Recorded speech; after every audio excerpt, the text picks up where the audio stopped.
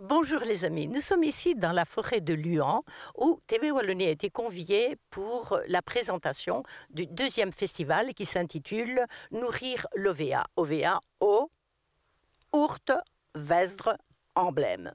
Alors, ce festival consiste à sensibiliser la population à cette transition écologique et agricole. Nous avons rencontré les organisatrices qui nous parlent du programme. Ce programme qui se constitue par des activités sportives, des balades familiales de 26 km, une balade sportive 50 km, chacun choisit en fonction de ses possibilités. Et nous avons rencontré les organisatrices justement qui vont nous parler des différentes activités dans le détail. Bonjour Maude. Bonjour. Alors Maude, vous êtes l'organisatrice du festival Nourrir l'OVA. Tout d'abord, à quoi correspondent ces lettres et quel est l'objectif de ce festival ?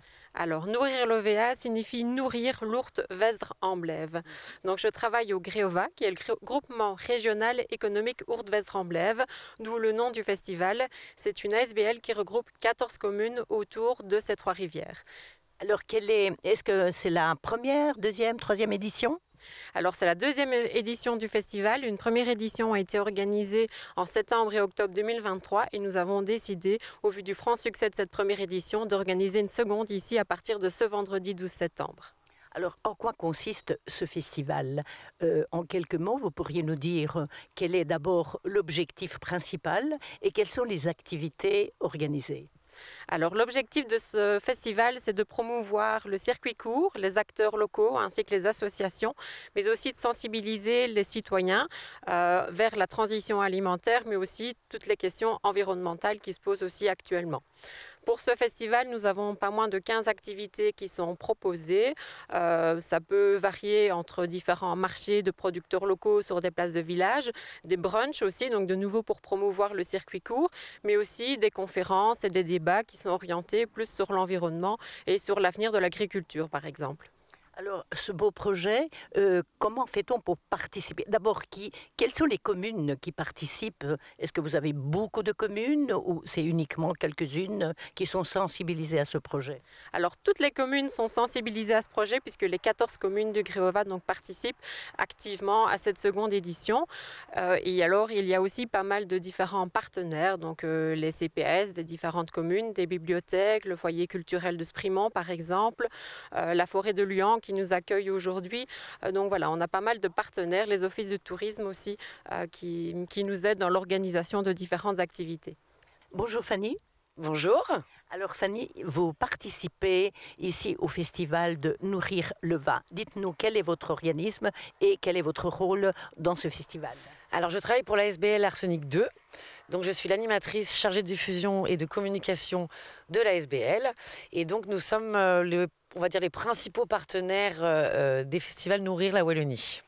Alors Arsenic, vous pouvez nous dire quel est le rôle général et quel est l'objectif de cette troupe théâtrale ? Alors on est un centre scénique itinérant et donc nous on met à disposition des outils d'animation pour les événements et les festivals. Donc des outils d'animation comme du théâtre, comme des camions cinéma, camions cantines, des dispositifs d'animation pour aller sur les événements. Et votre troupe, ce sont des amateurs, ce sont des comédiens, ça fonctionne comment ? Alors on n'est pas vraiment une troupe de théâtre, on est un centre scénique itinérant. Et donc on propose du théâtre dans nos outils d'animation avec des comédiens professionnels. Voilà. Et votre groupe, ce sont des bénévoles, vous êtes subsidiés, comment vous fonctionnez ? Alors nos comédiens sont rémunérés et donc on a des subsides de la Fédération Wallonie-Bruxelles et de la Loterie nationale. Et alors ici, dans ce festival, comment vous allez aider ce festival et l'enrichir ? Alors nous venons sur 3 journées. Le 12 septembre pour l'inauguration, avec une pièce de théâtre qui s'appelle Actrice de la résilience, donc qui parle des coûts cachés de la consommation et du juste prix des produits.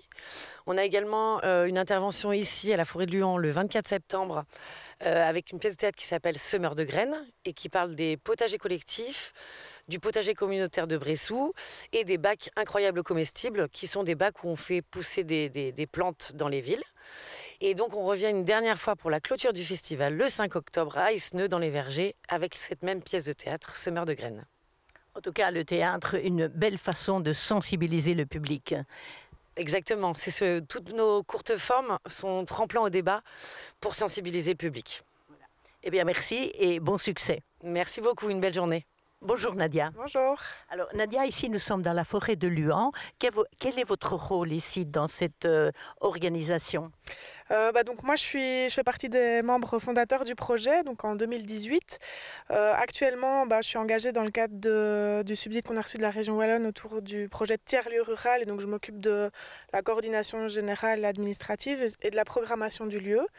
Je m'occupe aussi de faire du pain dans les projets d'autonomie du lieu et de l'entretien du site parce que mine de rien il y a quand même beaucoup. Voilà. Et concrètement, quel est l'objectif de cette organisation? Alors la forêt de Luant, c'est un projet d'agriculture collective. Donc l'idée, c'est de créer un écolieu qui organise un projet agricole. Donc on fait un maraîchage agroécologique. On a eu aussi envie d'expérimenter d'autres modèles de production, par exemple avec des parcelles de jardins forêts nourriciers, donc avec toute une série de plantations d'arbres fruitiers, de plantes pérennes, d'aromates. Et alors on organise différents types d'activités sociales et culturelles. C'est important pour nous de ne pas déconnecter les enjeux agricoles d'autres problématiques plus globales. Et donc on organise des stages pour enfants, des ateliers d'autonomie, donc apprendre à faire son pain, apprendre à souder, apprendre à faire des confitures, de la transformation alimentaire, de la conservation. Et alors des projections, des débats, des rencontres, tout ce qui permet de créer du lien autour des questions de la souveraineté alimentaire. Donc tous ces projets, c'est pour sensibiliser le monde à cette transition agricole et écologique. Est-ce que le particulier peut participer à ce genre d'activité concrètement? Oui, bien sûr. Donc, sur notre site internet, on a toute une série d'activités destinées au grand public, des ateliers, des formations. Il y a aussi moyen de venir cultiver avec nous. Donc, il y a des journées de maraîchage participatif qui sont organisées régulièrement. C'est important pour nous de défendre une agriculture plus collective parce que c'est des métiers qui sont difficiles et pourtant qui sont essentiels pour l'avenir. Et donc, via la force du collectif, ça permet de faciliter, en tout cas de rendre parfois un peu moins pénible ce métier tant essentiel. Et ici, dans le festival Nourrir l'OVA, vous participez d'une façon active, alors je suppose? Oui, donc c'est la 2e édition. On était déjà acteurs l'année passée. Pour nous, ça a vraiment du sens de parler de ce qu'on fait, de faire se rencontrer les gens autour de ces questions-là, de rendre visibles les réalités de ce métier. Et surtout d'expérimenter. Donc on est plutôt dans une démarche où on va essayer des choses, certaines marcheront, d'autres pas, mais on essaye ensemble en lien avec les valeurs qu'on défend. Et donc cette année-ci, dans le cadre du festival, on organise une journée à destination d'un grand public familial avec des activités pour enfants l'après-midi, une représentation de semeurs de graines via le partenariat avec Arsenic et le CAL de Liège, une projection le soir de Vincent Verza qui sera en partenariat avec l'U-Liège, avec Pierre Roser qui présentera et Céline Martin. Donc voilà, ça sera l'occasion de découvrir le site, ce qu'on fait ici, mais aussi de participer à des propositions culturelles qui font sens et qui parlent de cette transition. Voilà les amis, après avoir écouté nos 3 organisatrices, j'espère que vous avez envie de participer nombreux à ce festival, le festival Nourrir l'OVA. Une meilleure façon de prendre conscience de la transition écologique et agricole.